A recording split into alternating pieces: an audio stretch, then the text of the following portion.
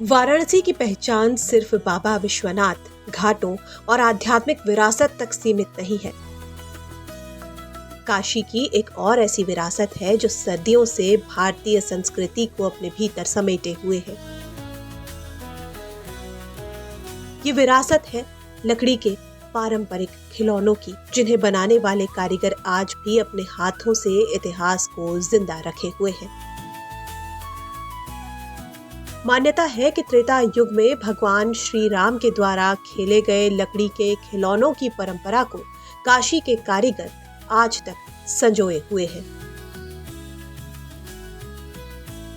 एक समय ऐसा था जब ये पारंपरिक उद्योग अस्तित्व के संकट से जूझ रहा था, लेकिन आज यही उद्योग हजारों परिवारों की आजीविका का आधार बन गया है। भारत के साथ साथ कनाडा, फ्रांस, अमेरिका और जापान जैसे देशों तक वाराणसी के लकड़ी के खिलौनों की मांग लगातार बढ़ रही है।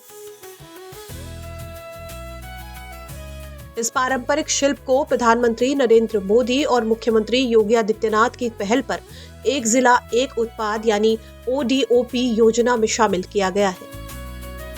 इसके साथ ही GI टैग मिलने से वाराणसी के लकड़ी के खिलौनों को राष्ट्रीय और अंतर्राष्ट्रीय स्तर पर अलग पहचान मिली है। ODOP योजना के जरिए लोकल प्रोडक्ट्स को बाजार, पहचान और व्यापार से जोड़ने की कोशिश की गई। इससे हजारों कारीगरों को अपने प्रोडक्ट्स के लिए नए ग्राहक मिले और उनकी आय के अवसर भी बढ़े। आज यही शिल्प कला हजारों परिवारों की रोजी रोटी का मजबूत आधार बन गया है। अभी देखा जाए तो कम से कम तो मेरे ख्याल से 1000 परिवार तो इससे जुड़े ही हैं। मेरे संज्ञान में जितना है कि 1000 परिवार इससे काम चल रहा है। अभी थोड़ा सा मंदा है क्योंकि ये हम लोग का भी ऐसा सीज़न होता है कि एक समय मंदी आती है 4-5 महीनों के लिए। ये बरसात का समय मई जून से लेके वही अगस्त तक थोड़ी सी मंदी। ODOP में इसका नाम दर्ज होने पे क्या इसकी पहचान बढ़ी, क्या सेल की मांग बढ़ी कुछ? ODOP में पहचान बढ़ने से ये अच्छा हुआ कि वन डिस्ट्रिक्ट वन प्रोडक्ट में आप जब से ये शामिल हुआ है तब से इसकी पहचान तो ज़्यादा बढ़ी गई है। अब जैसे पहले था कि बड़े बड़े मिनिस्टर्स थे तो वो ले जाके यहाँ के हैंडीक्राफ्ट को लोगों को प्रमोट करने के लिए देते थे, लेकिन अब देखेंगे तो अब हर ज़िले में अधिकारी तौर पे भी, चाहे छोटे से किसी भी तौर पे आप देखेंगे तो प्रेजेंट के तौर पे आपको वहाँ की जो ODOP में शामिल चीज़ें हैं वही आपको गिफ्ट करना है। लकड़ी का एक साधारण सा टुकड़ा जब कारीगर के हाथों में पहुंचता है तो उसकी असली यात्रा शुरू होती है। सबसे पहले लकड़ी की सावधानी पूर्वक कटिंग की जाती है। इसके बाद उसे अलग अलग आकार दिए जाते हैं। फिर महीन नक्काशी करके डिजाइन तैयार की जाती है। इसके बाद खिलौनों की सतह को चिकना किया जाता है ताकि रंग अच्छी तरह से बैठ सके।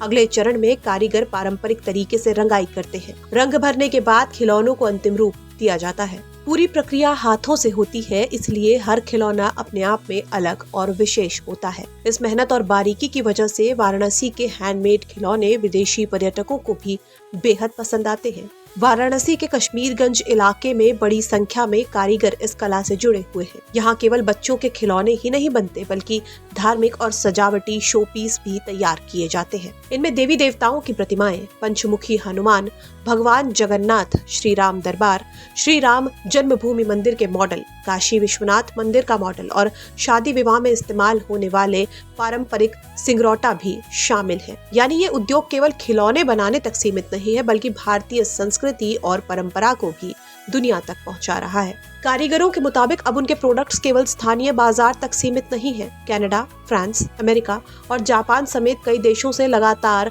मांग आ रही है। विदेशी पर्यटक भी वाराणसी आने पर इन हस्त निर्मित खिलौनों और धार्मिक प्रतिमाओं की खरीदारी करना पसंद करते हैं। ऑनलाइन बाजार के विस्तार ने भी कारीगरों को सीधे ग्राहकों तक पहुंचने का अवसर दिया है। पद्मश्री से सम्मानित प्रसिद्ध शिल्पकार स्वर्गीय गोदावरी सिंह का परिवार आज भी इस परंपरा को आगे बढ़ा रहा है। परिवार से जुड़े राज सिंह बताते हैं कि उनका परिवार एक सदी से ज्यादा समय से इस कला से जुड़ा हुआ है और अब 5वीं पीढ़ी इस विरासत को संभाल रही है। साल 2024 में गोदावरी सिंह को भारत सरकार ने पद्मश्री सम्मान से सम्मानित किया था।